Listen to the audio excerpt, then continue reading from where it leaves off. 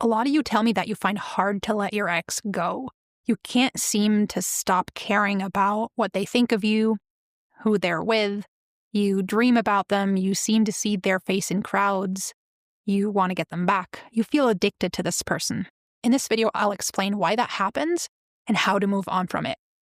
After a breakup, you've got different inner sides struggling with each other. On the one hand, you've got the side that knows what would be best for you to move on and let go. And on the other hand, you have the side that feels your emotional attachment to your ex intensely and only wants to get back together with them. This is the side that's aching, craving, and longing for your ex. And that is natural considering how we're wired biologically to attach to other humans. To your brain, the safety of connection is a matter of life or death. So when you lose a significant other, to your brain, that's a life or death kind of emergency. So while you're trying to move on, your brain has sounded the alarm and activated your stress response to deal with what is an emergency situation to your biology. Anything to do with loss of attachment is an emergency to your brain and body.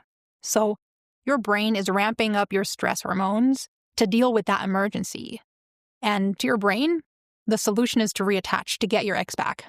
If losing attachment and connection means dying to your brain, the solution it'll push towards is reattaching, finding your lost love and bringing them back.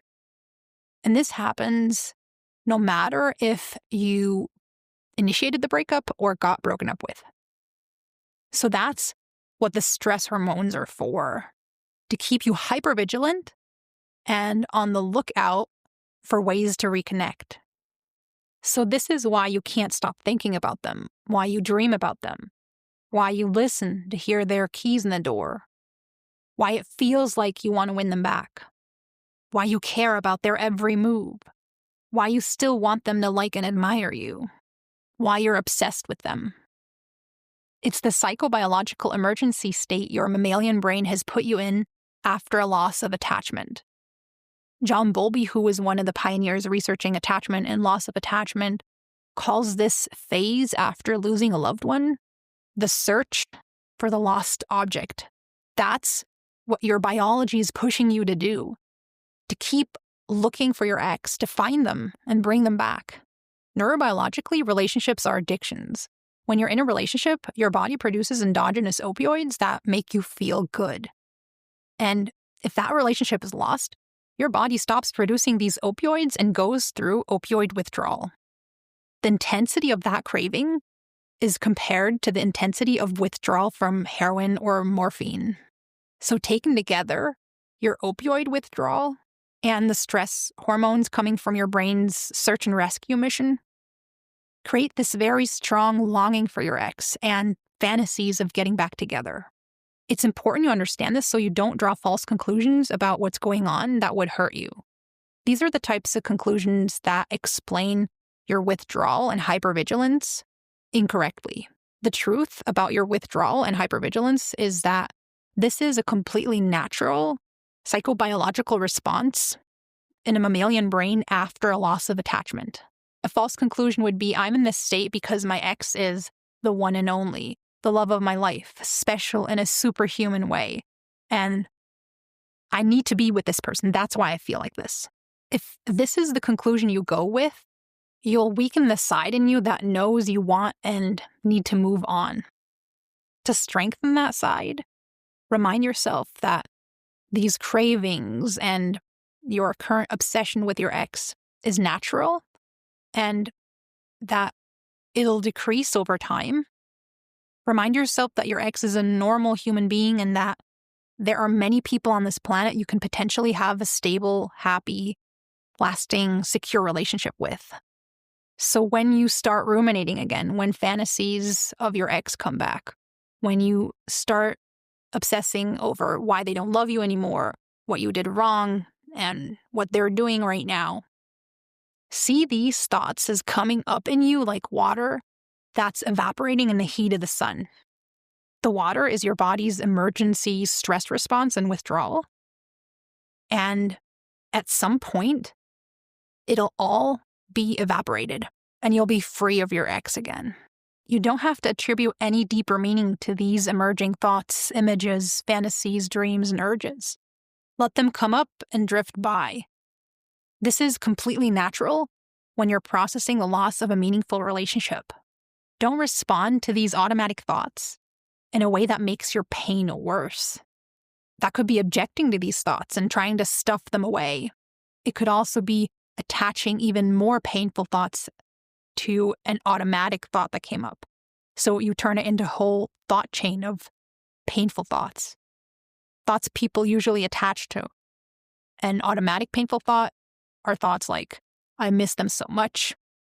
I wish I wasn't so unlovable. I'll never find someone like this again. I'll be alone forever. Instead of doing that, let an automatic image or thought come up and let it drift by without attaching more thoughts to it. You don't have to like your situation. You're in a terrible space. That's a fact. At the same time, you can decrease your pain by acknowledging your situation and your thoughts, and then stopping there, stopping with the acknowledgement, and not adding more pain onto it. Acknowledging, here's another thought about my ex. That's okay, mind. You're trying to process. Here's this thought again about reconnecting. I know where that's coming from. It's coming from my brain's search and rescue mission. And it makes sense that I'm having these thoughts right now, psychobiologically, but reconnecting isn't what's best for my situation right now. And after that acknowledgement, you redirect your focus onto other things. It's a gentle shift of your focus back onto your experience, values, the present moment, and what you're doing in that moment. This way, over time, you'll move on, and your body will shift from its current withdrawal and emergency state back into a calm state. It takes time. It takes willingness to go through this discomfort. It takes accepting that this is what it feels like after a breakup, and not adding anything on top of that, like, I feel like this because I'll never experience love again, or I'm unlovable or unworthy. Also, even after your emergency response and withdrawal have calmed down, your brain will still associate your ex with pain.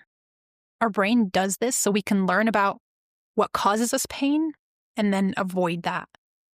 So even decades after your breakup or divorce, you might still feel a short wave and rush of stress hormones whenever you contact or interact with your ex.